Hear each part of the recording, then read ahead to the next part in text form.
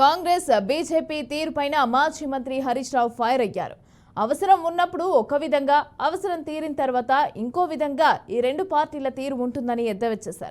గెలవడం కోసం రఘునందన్ రావు ఏదైనా చేస్తాడని విమర్శించారు. ఇక లోక్సభ ఎన్నికల్లో బీఆర్ఎస్ ఎంపీ అభ్యర్థిని గెలిపించాలని పిలుపునిచ్చారు. ప్రభుత్వం ప్రజలకిచ్చిన హామీలు అమలు చేయాలి, ప్రజా సంక్షేమం కోసం పనిచేయాలి, పేదల కోసం పనిచేయాలి, దళిత బలహీన వర్గాల కోసం పనిచేయాలి. కానీ రేవంత్ రెడ్డి గారు పాలన గాలి కొదిలిండు. లీకు వార్తలు, ఫేక్ వార్తలతోనే 4 ఏళ్ల పాలన నడుస్తా ఉన్నది. ఒక రాజకీయ పార్టీ పనిని నమ్ముకుంటది, ప్రజలకు మేలు చేయాలనుకుంటుంది. గత ప్రభుత్వం కంటే మంచిగా పనిచేసి మేము ఇంకా బాగా పనిచేసినామని చెప్పాలనుకుంటది.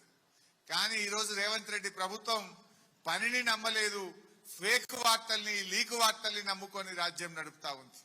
మరి అటువంటి వాళ్ళకు మనం కూడా గుణపాఠం చెప్పాలి. ఎందుకంటే ఆ ఫేక్ వార్తలు జనరల్ గా అది ఒక మన తెలంగాణలో సామెత ఉంటది, నిజం గడప దాటక ముందే అబద్ధం ఊరంతా చుట్టొచ్చిందట. ఈ అబద్ధాలకు, ఫేక్ వార్తలకు వ్యాప్తి ఎక్కువ ఉంటది.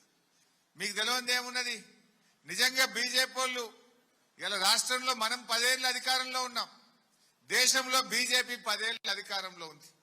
10 ఏళ్ల బీజేపీ పాలనలో ప్రజలకు జరిగింది ఏదైనా ఒక్క మంచి పని ఉన్నదా?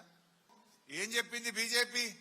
విదేశాల్లో ఉండే నల్లధనం తెస్తాం, ఒక్కొక్కరి అకౌంట్ లో 15 లక్షల రూపాయలు వేస్తామని చెప్పింది.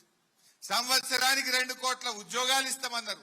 నేను అడుగుతా ఉన్నా ఇక్కడ విద్యార్థులను, యువకులను, మరి 10 ఏళ్లలో 20 కోట్ల ఉద్యోగాలు ఎక్కడి